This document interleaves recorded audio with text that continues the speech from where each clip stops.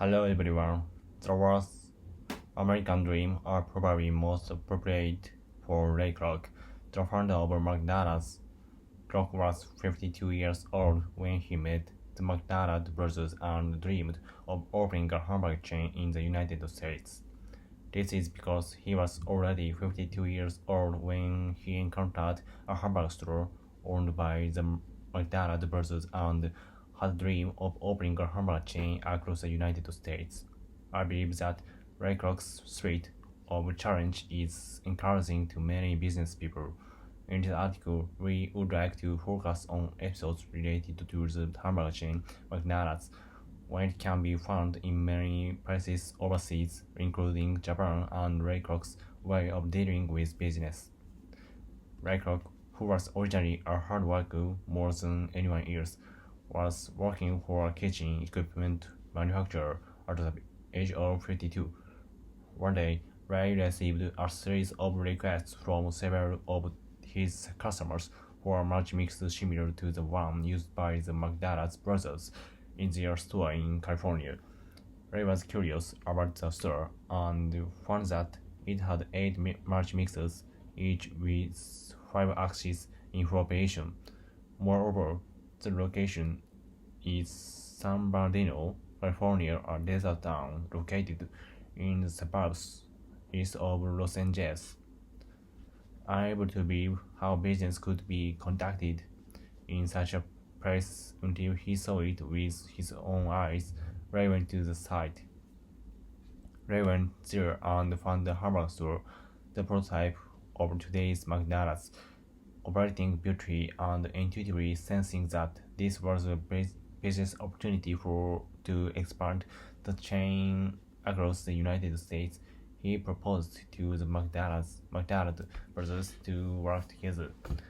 The McDonald brothers, who were not interested in expanding their business, were not enthusiastic at first, but Ray's enthusiasm led them to develop the business together. Thus, Ray took a chance on the last and greatest opportunity of his life at his age.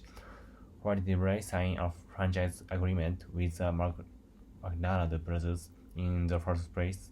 Why didn't he consider starting a similar business from scratch?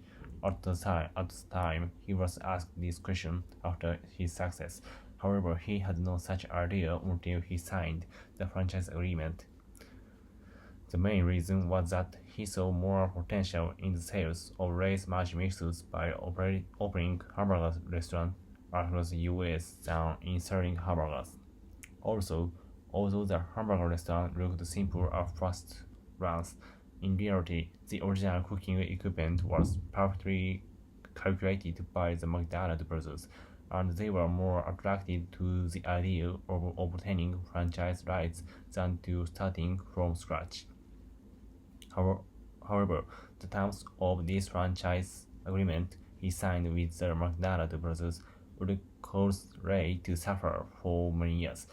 For one thing, even the smallest change required the McDonald brothers' approval signature. This slowed down the pace of business, so Ray asked 2 changes to the agreement, but they were difficult to obtain. The McDonald brothers also had franchise agreements with other franchisees, but they sold their first store to Free-Cake Ice Cream for $5,000 without informing Ray. The McDonald brothers also had franchise agreements with other franchisees except Ray. The McDonald brothers were not consulted, and the McDonalds were not allowed to take any action against the company. However, he did not hide his anger on the McDonald brothers for proceeding without consulting them.